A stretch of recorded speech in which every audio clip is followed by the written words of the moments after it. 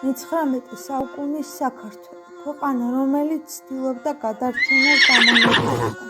ეს იყო დრო, როცა სიტყვის, აზრის, თავისუფლების იდეას ადამიანები სიცოცხლეს სწირავდნენ.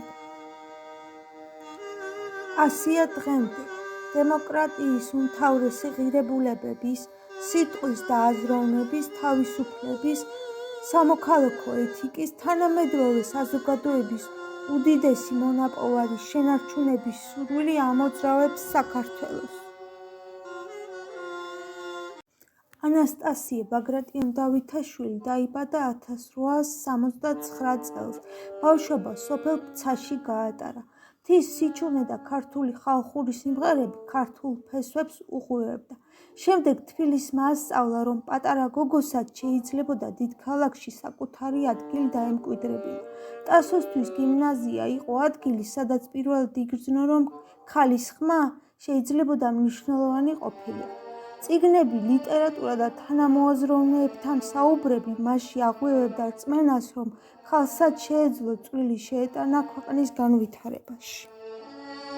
ივანე 1854 წელს დაიბადა თამარაშენში, დაამთავრა თბილისის გიმნაზია, შემდეგ სწავლობდა პეტერბურგში. ივანესთვის სკოლა ბრძოლას ჰგავდა, ბრძოლას იდეებისთვის, საკუთარი აზრის დასაცავად. ბიჭი უფრო წიგნებს ეტანებოდა. მასში თავიდანვე იკვეთებოდა დაუმორჩილებელი და პატრიოტული სულის კონტურები. მე-19 საუკუნის საქართველოს ნაწილია ორი სახელი და მათი ამბავი. ივანე მაჩაბელი და ანასტასია დავითაშვილი მაჩაბლისი. მათი ცხოვრება ერთმანეთს ებნის, ისე როგორც ჩვენი ქვეყნის ისტორიის ფურცლები, სინათლით, ტკივილით, ბრძოლით, სიყვარულით და დანაკარგით. ივანემ და ტასომ თბილისში გაიცნეს ერთმანეთი. თავისუფალი აზროვნების მიმდევარი, ევროპული განათლების მქონე, ეროვნულ-განმათავისუფლებელი მოძრაობის აქტიური წევრი, გაზეთი „ირიის“ თანამშრომელი ივანე და თავისუფლებისკენ სწრაფული შეუპოვარი ტასო ერთმანეთს შეერწყნენ. მათი სამშობლოსა და ერთმანეთის მიმართ სიყვარული კი თანაბარ უფლებიანმა ქორწინებამ გაამყარა. ისინი ერთმანეთის სულიერ თანამგზავრებად იქცნენ.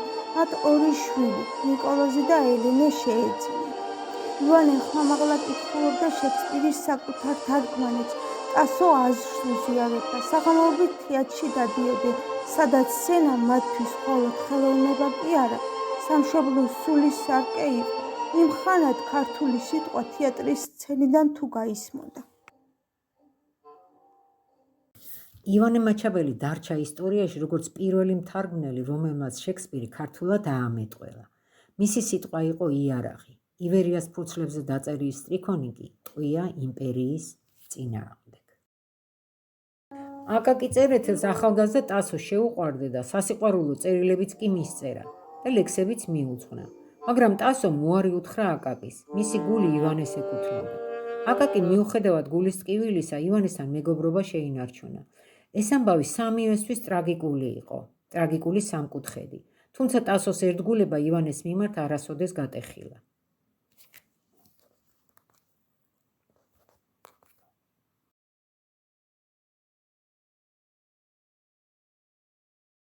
1898 წლის 26 ივნისი, დილის 5 საათია. ივანე მაჩაბელი თავშიშველი და აფურიათებული სადგურისკენ მიმავალი ნახეს. მის ოთახში დარჩენილი იყო ოქროს საათი, ძეწყვი და პერანგის ოქროს ღილები.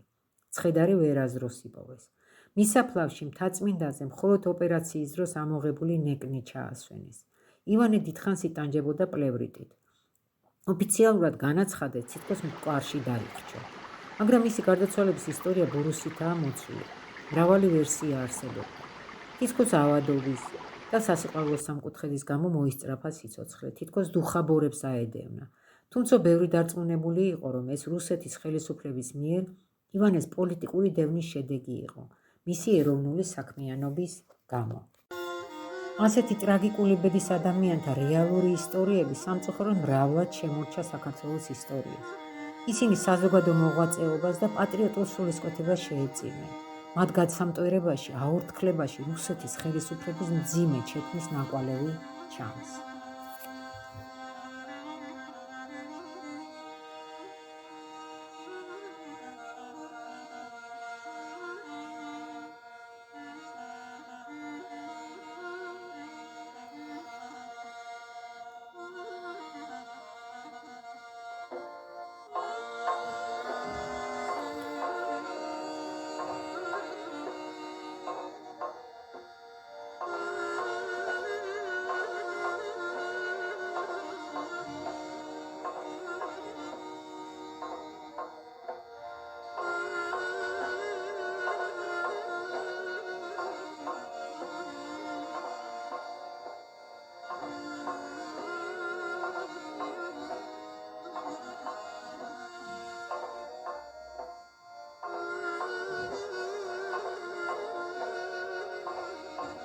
ტასო მარტო დარჩა, მაგრამ ივანეს საქმე და სახელი მისთვის ცოცხალ ძალად იქცა. რუსეთის ხელისუფლების ნუქარის მიუხედავად, ის აგრძელებდა ქმრის დაწყებულ საქმეს, პატრიოტულ და საქველმოქმედო საზოგადოებრივ მოღვაწეობას, წერა-კითხვის გამავრცელებელ საზოგადოების თბილისის განყოფილებაში. მისი ცხოვრება იყო ბრძოლის გაგრძელება. თითქოს ივანეს მაგივრადაც უნდა ეცხოვა. ტასო სულში მძიმე ტკივილს ატარებდა. ივანეს ბურუსით მოცული გაუჩინარება, საყენჭიყოს ჩრდილი და მუდმივი დევნა საბოლოოდ მისი ბედის ნაწილი გახდა. დღისით შვილებს უვლიდა, მამის ხსოვნისადმი პატივისცემას უნერგავდა. საღამოობით კი თავს შექსპირის ივანესეული თარგმანებით შეიქცევდა ხოლმე. 1917 წელს ტასო გარდაიცვალა. მისი ცხოვრება დასრულდა, მაგრამ მისი სახელი დარჩა ჩვენს ისტორიას, როგორც მტკიცე, შეუპოვარი ქალის, ერთგული ქალის, რომელიც ქმრის გვერდით იდგა, როგორც თანამებრძოლი და შემდგომ მისი მემკვიდრეობის მცველი.